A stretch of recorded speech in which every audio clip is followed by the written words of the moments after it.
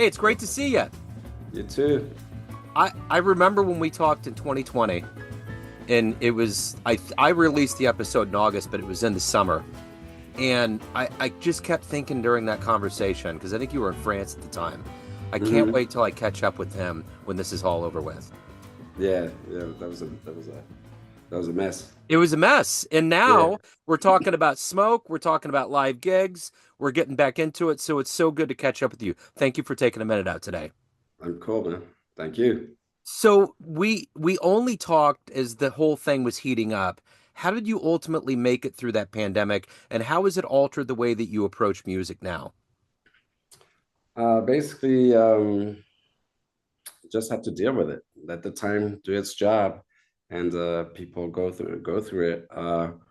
I was lucky enough for the first confinement. You know, when the president said basically you have 48 hours to lock yourself up. I called a guy who has um, a recording studio. Uh, that's where I've been doing my albums mostly for the last 20 years. And he lives in the country. It's in the middle of nowhere. And I had a Steinway D at disposal. It's like I said, it's in the middle of nowhere. So you were supposed to to stay home, but I could take long walks, and in the country by myself, there was no way to get caught. Between the yeah, it was long. Yeah, It was yeah, long. it Yeah, certainly was. it was So so talk to me a little bit about these smoke gigs that are going to come up. February 6th to 9th? 5th to 9th. 5th to 9th. Okay. Yeah, How did it come yeah. about? Looking forward to play with guys I used to play with a while ago. It's Bernice Travis on bass and Eric Ireland, Yeah. and my longtime friend Grégoire Marais is going to be with us Friday, Saturday, Sunday.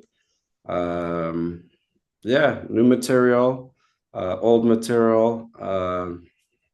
Some we'll see. Some Yes. music will be made on the spot, and I'm very excited. The Smoke is a really killing uh, place to just let go. I've known that club since before Smoke, Yeah. uh, when it was called Augie's, and yeah, I'm looking forward to that. Plus, it's really in my neighborhood. When I lived in New York for like 20 plus years, it's really the neighborhood that I where I saw my kids grow up, and yeah, it's changed quite a bit. You Yeah. know, club has changed quite a bit. It's nice. I Yeah. mean, it was always nice, but it's kind of more pristine, and the quality of for musicians and for listeners has quite improved too. So moving on is the latest album. Talk to me a little bit about this album. Yeah, the idea was moving on first, leaving from Universal and creating my own label, and getting help with a naive belief for distribution, because only as a musician I can only uh, put one hat as a producer and not three hats, as a distributor and all that stuff. But yeah, the idea was, changing, moving on. Plus, going back to Europe after 32 years in the States, a lot of stuff, getting married, a lot of stuff to qualify moving on. And I was very happy to do it with two teams, two teams, two teams of musicians. My New York buddies and my European buddies, and two great singers, and yeah, building a new project. Basically, it was the the root feeling was like, okay, things are moving on. Yeah. Yeah. So, I mean, going from a big label to creating your own world, that has to be a big leap. What was that transition like for you? uh Quite a challenge, a liberation also, because there's no point of being in a big tank if you're being ignored. And I feel like, the times where I was at Blue Note with Bruce Lanville and that was great. That was great because those guys really paid attention. I hear there's a new guy now at Blue Note that's in that same vibe. I Yeah. haven't met him. I would love to meet him actually. Uh, but at Universal, at some point, I was like, keep canceling meetings. You're not showing up. Every show is sold out, but we never see you. Um, I've proposed 3 new projects. They've all been declined. You know, let's just move on. Yeah. Yeah. Yeah, Yeah. yeah. So Uh, so talk to me a little bit about what you're doing in Cuba. How I always hear Cuba is just such an infectious culture to make music in and to be involved in. What is it like? it's amazing. It's fucking amazing. There's music everywhere, and Wow. people. It's amazing. I'm here for the jazz festival. Yeah. We played yesterday and tomorrow. It's just music is in their veins, Yeah. in their breath. Everybody, the way they walk, the dancing, and it's just music everywhere. And what I really like is everybody is very. It's a real fraternity. What do you say?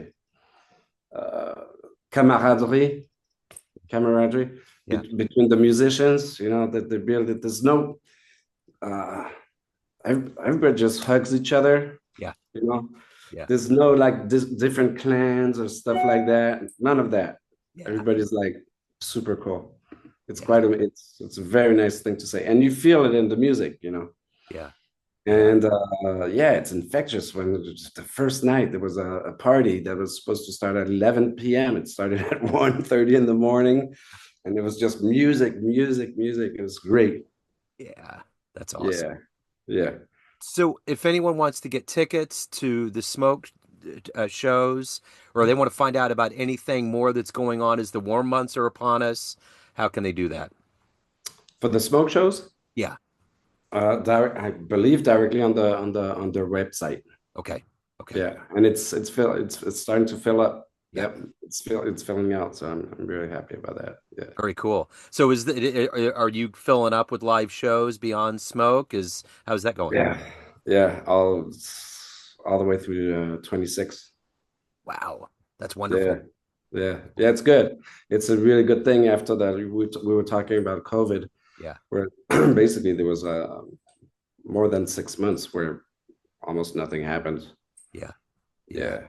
Yeah, yeah, The one thing about living through that time period was there was fears that the younger people may not get into jazz and things might change. What do you see, especially on a global perspective, the strength of jazz in 2025?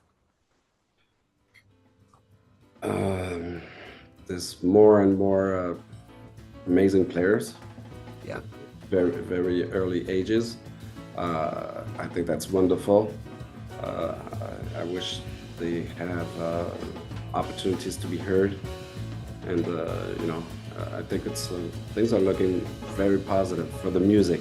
For the business, I don't know, Right. but for the as far as musicians go, I hear like incredible uh, men and women play incredible stuff.